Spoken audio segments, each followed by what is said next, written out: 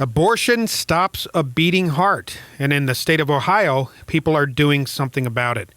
I'm Matt Barber, Vice President of Counsel Action, and joining me on the phone is my dear friend Janet Porter, who is President of Faith2Action and is at the helm in leading for passage of Ohio's Heartbeat Bill. And Janet, you have a rally coming up in support of the Heartbeat Bill on May 19th. First of all, tell us, our listeners, what is the Heartbeat Bill there in Ohio? And then secondly, tell us about the rally.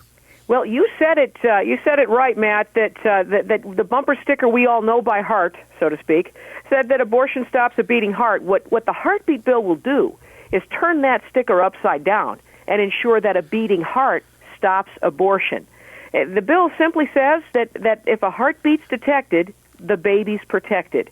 And it'll protect nearly every child who would otherwise be aborted. It'll be the most pro-life law in the country, and we are on the 2-yard line. We are right now in the fourth quarter. The clock is ticking, and we have we've got just a couple of weeks yet to get this through before summer. We've got our rally there at the State House where we're calling on everyone, whether you're an Ohioan or not, to come and join us at the only rally in America that could bring with it the end of abortion by June. Because as we say in Ohio, as Ohio goes, so goes the nation. You remember, Matt, when we passed the nation's first ban on partial birth abortion, that actually set the stage for the nation. 30 states followed our lead, and then Congress followed us twice. It gave us a Supreme Court ruling that gave us the victory.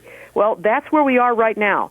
States like Mississippi have already taken our Heartbeat Bill, introduced them in the House. They're running into some snags in the Senate. But other states like Kansas, for example, Arizona, Georgia, North Dakota are all asking for copies of this bill because if Ohio can pass the Heartbeat Bill and protect babies with beating hearts, then the rest of the country will follow. And that's why May 19th is just so critically important. The only rally that could bring with it the end of abortion this year. In fact, Sonic Flood is frantically working on a song, a heartbeat song, as they lead worship for the rally on May 19th. Wonderful. Joe the Plumber is going to be there. We're going to hear from Jennifer O'Neill and Rick Joyner and leaders from around, your own Cynthia Dunbar, who's right. a law professor there at Liberty University. We're going to see leaders from around the country stand and be a voice for the voiceless to protect babies with beating hearts. Well, Janet, there are, as you know too well, a number of very powerful special interests in the multi-billion-dollar abortion industry, groups like the ACLU, those who push this notion of comprehensive sex education, or what I call the sexual anarchy movement. They all fall under that same umbrella. And these are all individuals who embrace, rather than a culture of life, a culture of death. They are lining up against you and everyone in support of this Heartbeat Bill, putting tremendous pressure on the Ohio legislature. But as we know, Janet, I've often said, abortion is not long for this world. Those who call themselves so-called pro-choice, they are history will look at them as in the same way that history looks upon slavery and those who supported slavery. How are you guys holding up under the tremendous pressure of the multi-billion-dollar abortion industry? Well, let me tell you, Matt, it's really not the NARAL and Planned Parenthood that we're fighting. This is an odd thing. Huh. It's people who call themselves pro-life that are presenting the biggest problem and the biggest obstacle to this bill going through the Senate. It's those who there's one gentleman from Ohio Right to Life who is outside of his own local Right to Life chapters and the founder of the Right to Life movement, Dr. Jack Wilkie, and he's a guy that says, well, we might lose. We better not try because we might lose. I mean, that's like saying, we better not outlaw slavery because we might lose. Let's let it continue. It's absurd. What they don't understand is that doing nothing is a guaranteed loss of 2,200 babies' lives already since the Senate has had this bill, and we're looking at 26,000 babies a year this bill would save. Then you've got some folks on the other side who call themselves pro-life who say, oh, the bill's not pure enough. They almost want to see the building burn down and rescue no one if you can't get them all in one trip. What we're doing is passing the most aggressive, incremental bill in the nation. It doesn't protect everybody, and we certainly want to, but it's the approach that we're going to carry out as many children as we can with the indicator of life that is recognized by everyone in America. Everyone who's ever been to a hospital knows the first thing they check is your pulse. They hook you up to a heart monitor because the heartbeat is an indicator of life that is recognized universally, and that's why this is going to be the bill that I believe the Supreme Court will uphold, and it will draw that line inches from where we want to be instead of miles away where we are right now. Well, and as you know, Matt, it's always been easier to travel a shorter distance than a very, very long one. That's right. And, the Scripture tells us to be wise as serpents but innocent as doves. And I know we at Liberty Counsel embrace this comprehensive approach. There are people that say, the incrementalist approach to fighting abortion has failed. And then there are those who say, well, the only thing that'll work is the incrementalist approach, and this notion of, for instance, personhood amendments, that's going to be a failure because it's too much. Well, baloney. The comprehensive approach says, when you fight a battle, Janet, you don't just telegraph and march everyone straight down the front lines. You flank from the left, you flank from the right, you come straight forward, and you come from behind.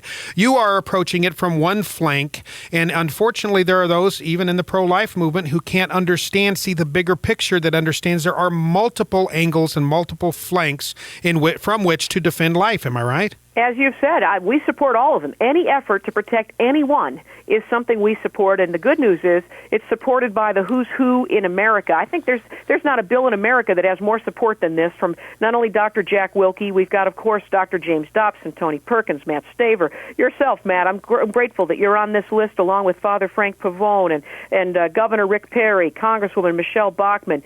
We had Senator Rick Santorum and Speaker Newt Gingrich. These are people who are standing shoulder to shoulder. Joe Scheidler, Troy Newman, Bobby Schindler, and attorneys across the board, from everybody from Jay Sekulow to Dick Thompson from the Ave Maria Law School. We are looking at broad support unlike anything I've ever been a part of.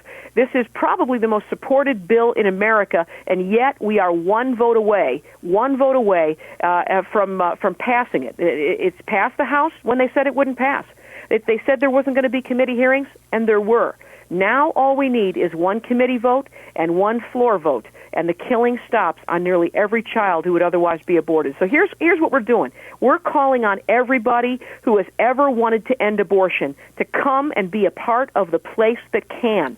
One rally leading to one vote, and the killing stops. It's Saturday, May 19th, the Heartbeat Rally for the final push.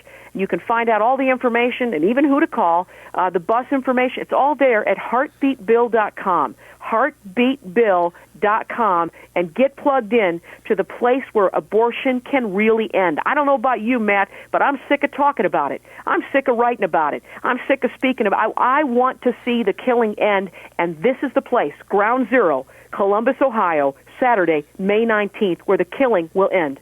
Janet, we only have about 30 seconds or so, but real quickly, here's my question. This is a political battle indeed, but this is also a spiritual battle. We're fighting it in the halls of the State House there in Ohio. But talk quickly, about 30 seconds, about the power of prayer.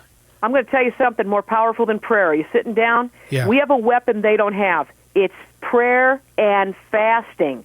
You want to move mountains? We've got a mountain of abortion that needs to be cast into the sea. And if there was ever a time to fast and pray, what I call high-octane prayer, that time is now. Find out all the specifics at heartbeatbill.com.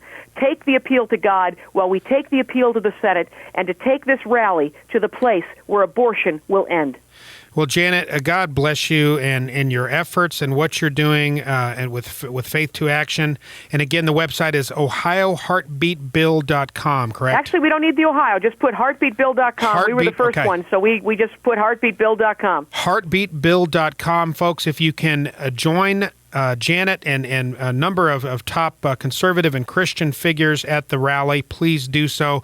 If you can't, as Janet mentioned, there is power in prayer and fasting. Pledge to pray and fast for this Heartbeat Bill. It's just coming up here in less than a couple weeks here. May 19th is the rally. We need your support, and if you can't do anything, if you can't be at the rally, pray. Pray for this heartbeat bill. Liberty Counsel, we are proud to join with Janet Porter, with Faith2Action, with everyone involved in this to see that innocent human life is protected. Indeed, abortion stops a beating heart. Let's keep a beating heart going and stop abortion. Go to lc.org to join Liberty Counsel's efforts.